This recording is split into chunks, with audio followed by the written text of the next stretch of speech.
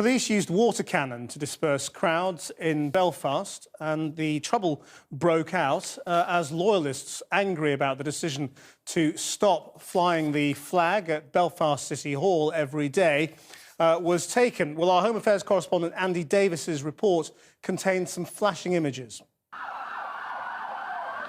It is mid-afternoon, just outside Belfast city centre, and the armoured police Land Rovers edge forward. Confronting them a crowd of more than 100, many draped in the Union flag. Several protesters line up, charge forward and hurl whatever missiles they can get hold of, and the police respond with water cannon. Their tactics questioned at close quarters. You're causing it! You're causing it! You're inflaming it!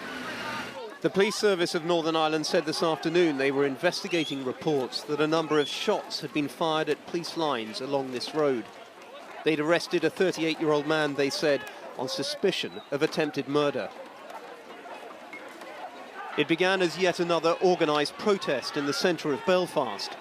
At issue, the decision by the City Council last month to limit the number of days the Union flag can be flown over the City Hall. In a country where flags are often used to mark territory, to express political power, it was always going to be controversial. I ain't anywhere. The main demonstration had been peaceful. The violence started as some protesters made their way home, reportedly past a nationalist area of the city. This is the 5th consecutive week of protest now, and scores of police officers have been injured.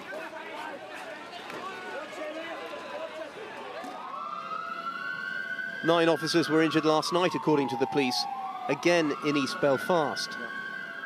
30 petrol bombs, they said, had been thrown at officers, as well as fireworks, ball bearings, masonry.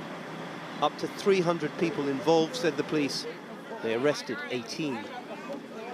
Northern Ireland's First Minister, Peter Robinson, described the violence as a disgrace. He said those behind it were playing into the hands of dissident Republicans. And Andy Davis is with me now for the latest. What's going on? Well, we understand that the police maintaining a significant presence in that part of East Belfast, but the crowds have dispersed. They've withdrawn the water cannon, and they've said tonight that they're going to charge 7 men and 2 women with public order offences, and that'll be at a special sitting of the Magistrates' Court this evening in Belfast.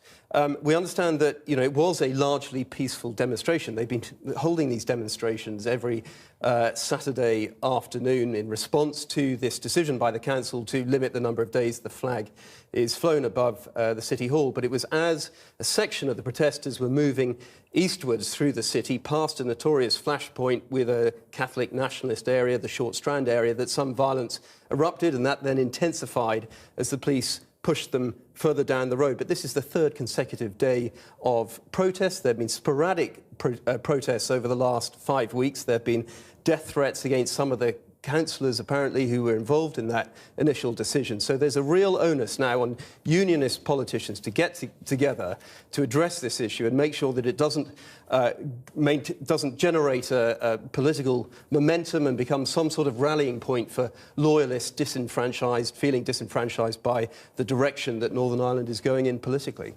Andy Davis, thanks.